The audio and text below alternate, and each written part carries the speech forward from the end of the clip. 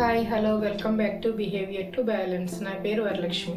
నేను ఈరోజు నా అనుభవంలో జరిగిన ఒక చిన్న సంఘటన గురించి చెప్పాలని మీ ముందుకు వచ్చాను.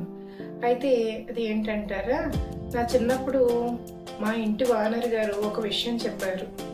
పురోగాభివృద్ధి కోరువారు పూర్వం చేయు మేలు మరవకూడదు అని చెప్పారండి.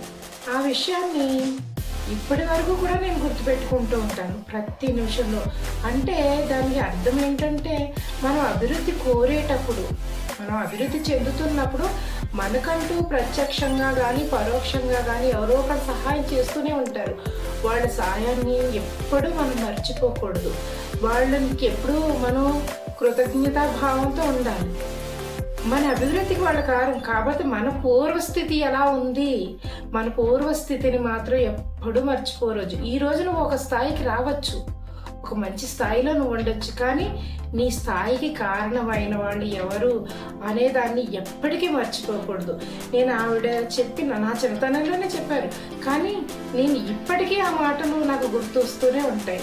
అందుకని నేను ఎవరిని, నా అభివృద్ధికి కారణమైన వాళ్ళు ఎవరిని కూడా నేను మర్చిపోవడం జరగదు.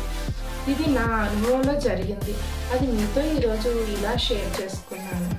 ఇలాగే మీ లైఫ్లో కూడా ఎవరైనా, మీ అభివృద్ధికి కారణమైన వాళ్ళు ఎవరైనా ఉన్నారా? అయితే కామెంట్ చేయండి, సబ్స్క్రైబ్ చేసుకోండి. Thank you for watching. Thank you.